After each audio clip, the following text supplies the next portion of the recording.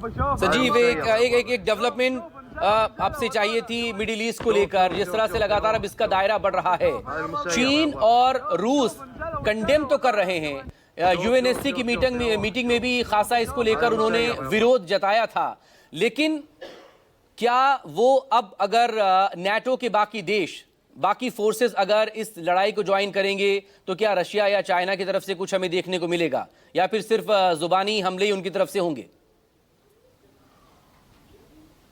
देखिए, जहां तक सवाल है नेटो के सक्रिय होने का, आखिरकार नेटो है क्या? पहले अगर इसको आप समझें तो नेटो तो 95% अमेरिका ही है ना, क्योंकि अमेरिका के पास जो हथियार है वही नेटो के हथियार है, और जो कंट्रीब्यूशंस फ्रांस का और ब्रिटेन का है ख़ास तौर पर, और जर्मनी का है, वो अभी तक तो नेटो का इतिहास यही कहता है कि नेग्लिजिबल रहा है। सारा कुछ जो है वो आलंबित रहता है अमेरिका पर ही।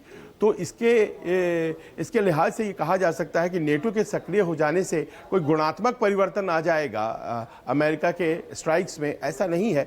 वो बस इसलिए है कि वो जो कुछ बेसेस होते हैं जो कि इस वक्त मान लीजिए कि अभी बंद किए हुए थे और अमेरिका को इजाज़त नहीं थी, जैसे डिएगो गार्सिया का बेस हुआ या फिर साइप्रस का बेस हुआ, तो इन बेसेस को खोल दिया गया है। वरना जो फायर पावर है अमेरिका की, वही तो फायर पावर कमोबेश है नेटो की। अब रहा सवाल चीन और रूस का। देखिए, चीन और रूस अभी तक जो हिसाब किताब लग रहा है उसमें ज़बानी जमाखर्च से आगे वो कुछ करने जा नहीं रहे हैं, क्योंकि उनके कैलकुलेशन में ऐसा नहीं है कि युद्ध में घुसने से ईरान की कोई बहुत ज़्यादा वो मदद कर पाएंगे, और अगर ऐसा वो करेंगे तो ये प्रॉपर विश्व युद्ध की तरह हो जाएगा, जो उनके लिए भी बहुत ख़तरनाक होगा। तो वो गए ज़माने जब दुनिया दो भागों में बटी हुई थी, जब कोल्ड वॉर का इरा था, सोवियत यूनियन एक धड़े को लीड करता था और दूसरे को अमेरिका और नेटो, और अब तो ये ऐसा लग रहा है जैसे कि एक यूनिपोलर वर्ल्ड का हिसाब किताब है जहां अमेरिका सब कुछ तय कर रहा है। वरना अगर चीन और रूस चाहते और अगर अपनी दखल को वो प्रदर्शित करते तो शायद हालात यहाँ तक तो कतई नहीं पहुँचते, लेकिन यहाँ तक पहुँचे हैं। इसकी एक वजह यह है कि रूस जो है वो खुद अपने एक युद्ध में फंसा हुआ है, और वो 4 साल से ज़्यादा का युद्ध हो गया है, यूक्रेन युद्ध, और इसीलिए वो अपनी ताकत कहीं स्पेयर कर नहीं सकता है। और चीन अपने व्यापार को ज़्यादा अहमियत देता है, बशर्ते कि वो किसी से मित्रता निभाए।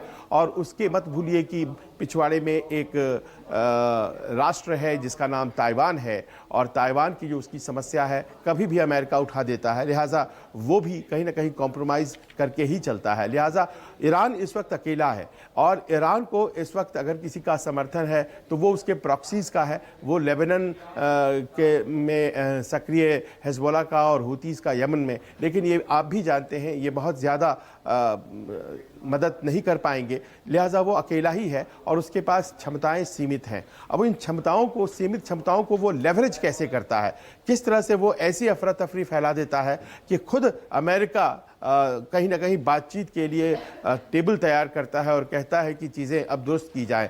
वो दबाव कैसे बनाता है, बस इसी पर ईरान की अपनी स्ट्रैटेजी निर्भर है। वो कैसे दुबई और अबू धाबी जैसे इलाकों में हमले कर करके, कुवैत में हमले करके एक स्थिति का निर्माण करता है जिसमें कि यही देश कहने लगे अमेरिका को कि आप इसे जल्दी से ख़त्म कीजिए। वो कैसे अमेरिकन सोल्जर्स को और अमेरिकन बेसिस को नुकसान पहुंचाता है और एक दबाव बनाता है, जैसा लाडीजानी कह रहे हैं कि इजराइल के लिए अमेरिकी सोल्जर्स का सैक्रिफाइस किया जा रहा है।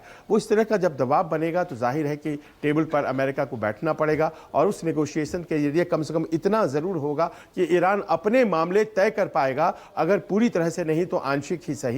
और ये स्थिति है जिसकी तरफ ईरान बढ़ना चाह रहा है।